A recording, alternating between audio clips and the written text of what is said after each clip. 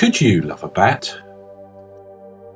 For Donna and Graham Street, bats are a passion which has led them to set up the only bat hospital on the island.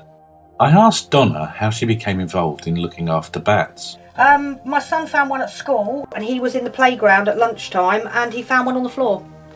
Once we started inspecting it and that, we realised the bat had holes in its wings. It had been caught by a cat and it couldn't fly. And that's how it all started. She then explained about bat anatomy. Right, they've got 5 little toes on each foot here and little nails on the end. This is actually their tail bone, which the membrane's attached to, so that gives them stability in flight. So acts like a rudder. And then round here you've got, that's the elbow, the upper arm sort of goes into there, the forearm. This is their thumb, and the only difference between them and us really is they've got 4 long fingers. So their 4 long fingers, they just fold up along the arm. Their eyesight's quite good, especially the long-eared bats. They do actually use their eyesight as well as their echolocation. They can see perfectly well. I mean, some experts say that our bats tend to see in black and white because they don't need to see in colour, whereas the fruit bats and that, they think they see in colour because obviously they can tell the different types of fruits by smell and by sight. They can see perfectly well, but it's just that their hearing is superb.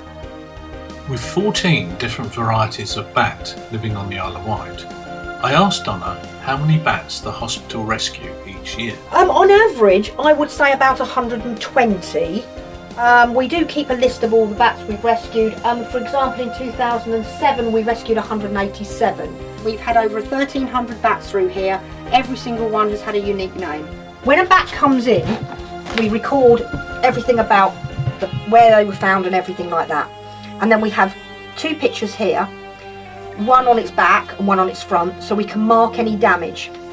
Now when this bat came in, all of this was eaten away by the cat. She basically had no wing here whatsoever. And now I'm going to get her out and show you what she's like.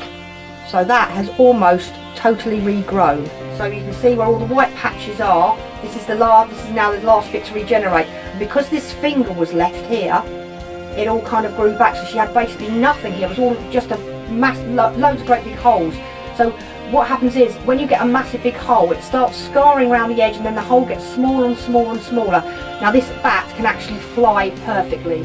So we're going to probably give her another week and then she's going to be going back to the wild. So even though she's still got all that missing, that will just keep regenerating. I mean, she can fly perfectly well, so she's actually going back to the wild. Sadly, not every bat is as lucky as this one. Right, this little bat here is a very, very rare bat. This is a Beckstein's bat. Unfortunately, a cat got him at the edge of Great Comely Wood, and unfortunately he's got damage to his wing, which I think is this side of his wing. Let's have a little look. Let me just have a little look here. And as you can see, the cat actually chewed that finger bone, so that could not regenerate right down. And because he's got that big V shape in the wing, he can't fly properly, so he just tends to fly down in a circle and land on the floor, so obviously can't put him back into the wild. But he goes to all our bat talks. We train up the bats. Well, training them's not really the right word, it's just getting them used to going out with the general public. We do it here for a little while, so we know they're quite happy in the hand. Obviously they can't fly, so they're not going to take off anyway. And he goes to lots and lots of bat talks. I was interested what the bats would eat when they're kept in captivity. We feed the bats on mealworms, which are two sorts of mealworms.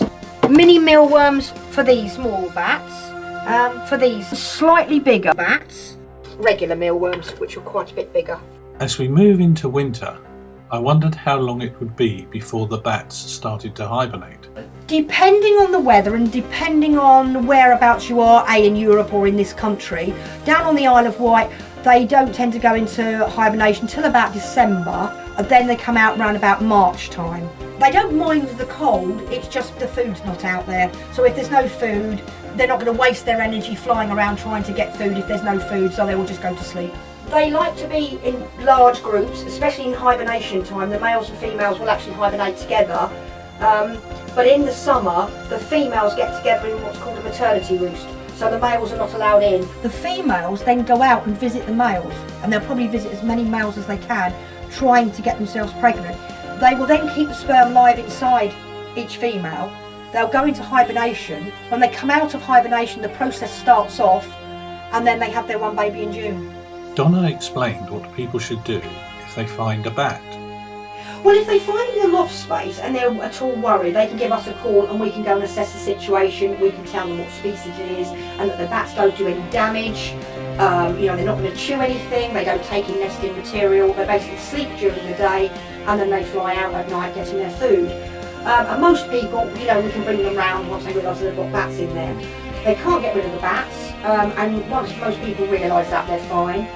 If you ever find a bat during the day, on the floor, on a wall, then there's a problem and we need to know about it straight away and we need to be called and we need to go there and assess the situation. We cover the whole of the Isle of Wight 24/7 and we guarantee to get to a bat within an hour. For such a small creature, bats have a fearful reputation. Yeah, they do. I mean, I think it's the old Dracula films and things like that that has never helped over the years. One of the main things that happens, elderly people tend to say that they're scared of bats because bats get in your hair. We think this was a wives' tale because when kids were young, they used to say, if you're not in by dark, the bats will get into your hair. But the bat's echolocation is so superb, they're not going to get into your hair. You know, they're nice little creatures. They don't do any harm. They only do good for the planet. They're purely unique. They are the only flying mammal in the world. They're totally unique.